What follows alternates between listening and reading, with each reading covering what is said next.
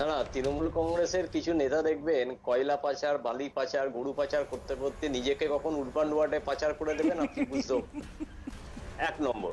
দু নম্বর, আমি আপনাকে বলি শিক্ষা ক্ষেত্রে এই যে ব্যাপক দুর্নীতি আপনি বলছেন, আপনার মনে আছে মমতা বন্দ্যোপাধ্যায় দুটো কোটেশন খুব লিখতেন, একটা তার নামের আগে ডক্টরেট ডিগ্রি আর একটা সততার প্রতীক। নারদা সারদা হওয়ার পর তার সততার প্রতীক আর উনি লেখেন না।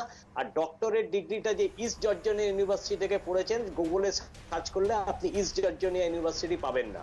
এবং উনার যে ভাইপো অভিষেক বন্দ্যোপাধ্যায় যে এমবিএ ডিগ্রি, সেই এমবিএ ডিগ্রিটাও কিন্তু জাল বলে অভিযোগ করা আছে। অতএব যারা শিক্ষাকে নিয়ে বঞ্চনা চুরি করে তাদের কাছ থেকে নতুন করে শিক্ষা সম্পর্কে কোনো বক্তব্য আমরা শুনতে চাই না। আর কুণাল ঘোষ কিন্তু দলের অফিসিয়াল মুখপাত্র। আপনি ভাস্কর বাবুর বক্তব্যকে আপনি স্যাংশন করতে পারেন, নাও করতে পারেন, কিন্তু কুণাল ঘোষ যখন বলছে অফিসিয়াল বক্তব্য এটা তৃণমূল কংগ্রেসের, এটা আপনাকে মাথায় রাখতে হবে। উনি তাহলে বলুক যে উনি অফিসিয়াল তৃণমূল কংগ্রেসের মুখপাত্র না। অতএব মুখপাত্ররা যখন কোনো বক্তব্য রাখে সেটা সেক্ষেত্রে কি মনে হচ্ছে না যে সরকার এবং দল অনেকটা একই সুতোর উপর দিয়ে হাঁটছে?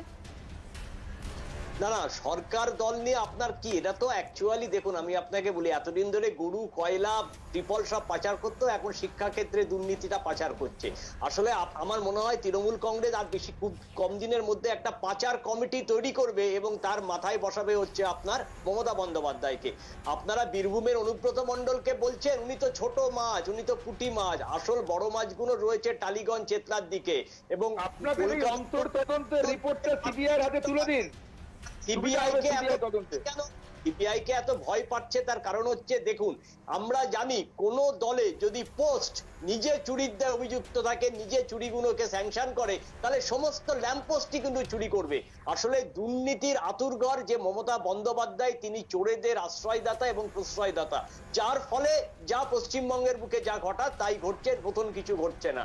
এবং আমি আপনাকে আর একটা কথা ছোট বলে শেষ করব, যে দেখুন এই শিক্ষক নিয়োগ, শুধু আপনি ভাবছেন এই শিক্ষক নিয়োগে কয়েকশো কোটি টাকা দুর্নীতি হয়েছে।